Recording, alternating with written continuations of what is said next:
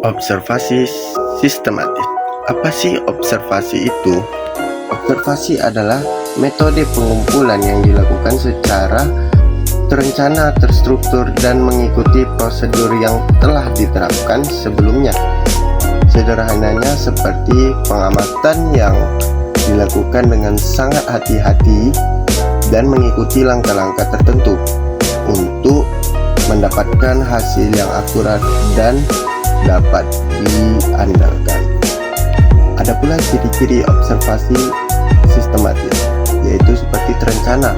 Semua aspek pengamatan, mulai dari objek yang diamati, waktu pengamatan, dan cara mencatat data sudah direncanakan dengan matang. Yang kedua, ada terstruktur. Maksudnya yaitu adalah pengamatan yang dilakukan dengan mengikuti format atau kerangka kerja tertentu sehingga data yang diperoleh lebih mudah dianalisis. Yang ketiga, ada objektif, yaitu pengamat berusaha sebisa mungkin untuk menghindari pribadi dan hanya mencatat apa yang benar-benar terjadi. Yang terakhir yaitu ada sistematis. Semua langkah pengamatan dilakukan secara berurutan dan konsisten. Observasi sistematis atau yang biasa disebut observasi terstruktur, yaitu observasi yang dilakukan secara tersusun dengan interval waktu yang ditentukan. Misalnya meneliti atau mengobservasi sesuatu per 10 menitnya. Observasi sistematis, isi dan luasnya lebih terbatas, disesuaikan dengan tujuan observasi. Biasanya telah dirumuskan pada awal penyusunan rancangan, sehingga respon dan peristiwa yang diamati dapat dicatat secara lebih teliti. Tahapan-tahapan dalam observasi. Pertama, menentukan tujuan. Kedua, menemukan sasaran. Ketiga, menemukan ruang lingkup. Keempat, menemukan tempat dan waktu. Kelima, mempersiapkan perlengkapan yang dibutuhkan. 6, mulai mengadakan observasi. 7, mengadakan pencatatan data. 8, menyusun laporan. Etika dalam observasi. Dalam melakukan observasi, penting untuk memperhatikan etika penelitian.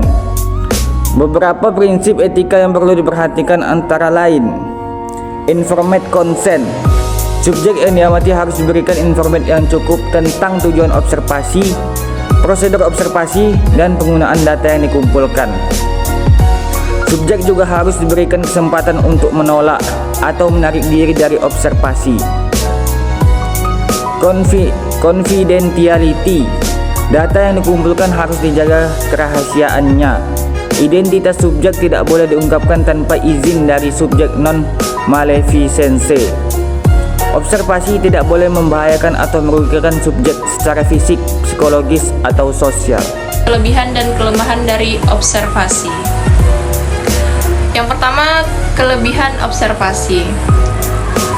Sensitif terhadap konteks dan menunjukkan validitas ekologis yang kuat sehingga memungkinkan observer untuk lebih memahami konteks dari target perilaku yang diobservasi.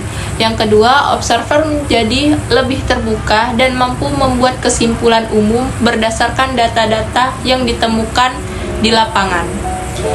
Yang ketiga, dapat menemukan data mengenai hal-hal yang tidak mungkin dapat dibicarakan secara bebas dengan metode wawancara.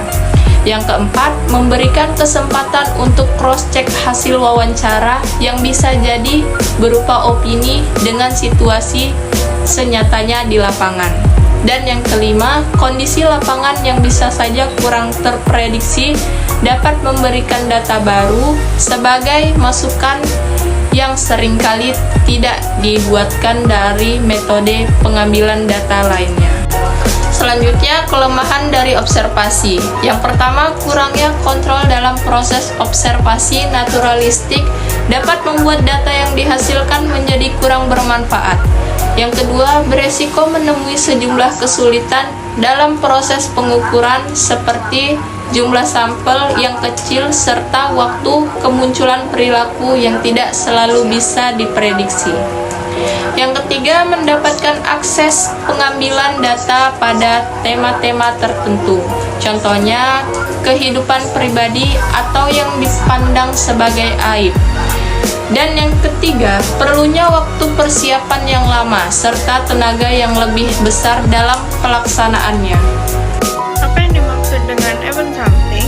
Event sampling merupakan pengamatan yang berfokus pada pencatatan kejadian yang diamati pada situasi tertentu. Selanjutnya ada keunggulan dan petunjuk dari observasi sistematis dan event sampling. Untuk keunggulan observasi sistematis sendiri, yang pertama ada objektivitas. Data yang diperoleh lebih akurat dan minim bisa karena pengamatan yang dilakukan secara terstruktur dan mengikuti prosedur yang telah diterapkan. Yang kedua ada reliabilitas. Pengamatan dapat diulang oleh peneliti dan menghasilkan hasil yang serupa, sehingga meningkatkan kepercayaan terhadap data yang diperoleh. Selanjutnya ada sistematis. Data yang terkumpul lebih mudah dianalisis karena telah disusun dalam format yang teratur. Yang terakhir ada fleksibilitas. Dapat digunakan untuk mengamati berbagai macam perilaku dan fenomena. Berikut ada petunjuk dari observasi sistematis. Petunjuknya yaitu tentukan tujuan observasi. Selanjutnya ada pilih metode pencatatan. Selanjutnya ada pilih waktu dan tempat observasi. Dan yang selanjutnya ada latih pengamat. Yang terakhir ada analisis data. Selanjutnya ada event sampling.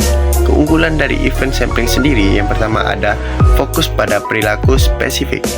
Maksudnya sangat efektif untuk mengamati perilaku yang jarang terjadi atau memiliki durasi yang singkat. Yang kedua ada efisien. Peneliti hanya perlu fokus pada perilaku target sehingga menghemat waktu dan tenaga. Yang ketiga ada data yang diperoleh lebih detail karena peneliti dapat mengamati perilaku secara mendalam. Untuk petunjuk dari event sampling sendiri, yang pertama ada tentukan perilaku target. Yang kedua ada tentukan kriteria kejadian. Yang terakhir ada meneliti kriteria dari pengalaman target. Perbedaan event sampling dan time sampling. Kesamaan dengan time sampling adalah sampel perilaku. Time sampling fokus pada waktu tertentu, event sampling fokus pada perilaku itu sendiri. Time sampling berfokus pada eksistensi dari event, sedangkan event sampling fokus pada eksplorasi dari karakteristik event. Pada event sampling, observer menunggu kemunculan perilaku yang dipilih kemudian merekamnya. Tidak ada batasan waktu. Fokus ada pada perilaku itu sendiri. Dan waktu adalah sebagai akibat dari durasi normal dari peristiwa. Tentang perilaku-perilaku yang diamati dibatasi. Pada event sampling, waktu yang dibutuhkan tidak dapat ditentukan seperti pada time sampling. Time sampling fokus pada frekuensi dan durasi guru berbicara dibandingkan siswa berbicara. Maka, event sampling fokus kepada siapa guru berbicara dan apa penyebab dan hasil dari perilaku tersebut.